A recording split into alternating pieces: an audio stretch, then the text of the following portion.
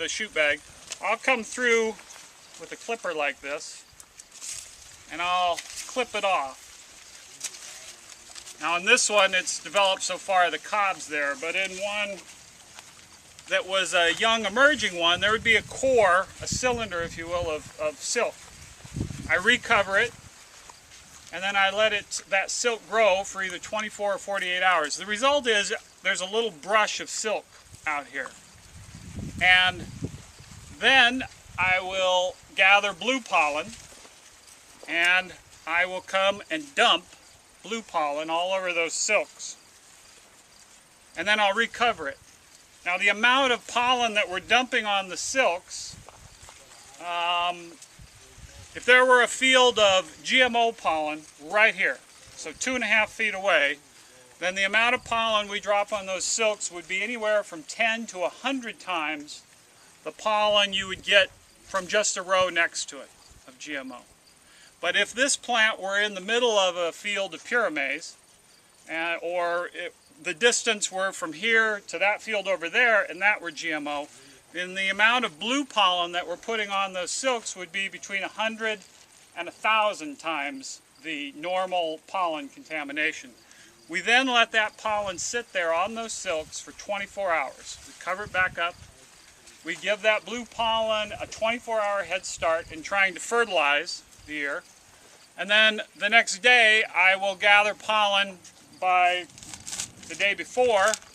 I put a bag up. When this is in mid-shed, I staple it. Then the next day I come along, pull the bag down. It's full of pollen basically from itself. And then I'll dump that pollen on top of the silks. What these bags represent, a red stripe bag in this demo, is a plant that had blue pollen 24 hours in advance and then its own pollen. And a plain bag only had its own pollens, just so you can see the difference between them. Now, some of the hybrids along here are PuraMaize, and some of the hybrids along here are normal hybrids. So what we have seen in the past, in a normal hybrid, like this one, is that what happens is it will be all blue pollen, and then there'll be a cap of yellow kernels. The cap can be a little or it can be big. What that's determined by is the development of the ear shoot when I made that first cut. Because all the silks that came out after that cut are going to receive blue pollen, and they're going to probably fertilize and have blue kernels. But there is some silk regrowth. Silk grows from the base of the ear first. Those are the first silks to emerge. And the silks from the tips are the last to emerge. And the time frame between when these silks emerge and these silks emerge in a normal plant can be anywhere from 3 to 4 days.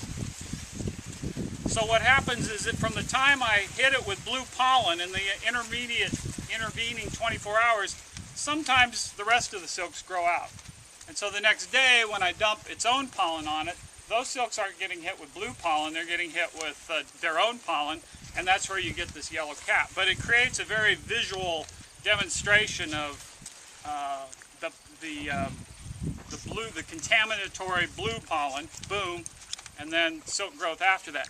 Now, as opposed to that, on the PuraMaize hybrids, we will see either no blue kernels or anywhere from 1 to 4 is pretty typical. Now, why 1 to 4? It's a biological system. It is an inhibition of foreign pollen growth or non-PuraMaize pollen growth, but it is not an absolute wall. It doesn't stop it. The other problem is sometimes when we dump so much blue pollen on it, it kind of pushes down the silks, and when we pollinate the next day with the normal pollen, some of those silks just don't ever get the new pollen. The silk might become defective. There are reasons why, but as I said, the foreign pollen load that we're putting on these plants is several orders of magnitude greater than it would ever receive in a normal condition.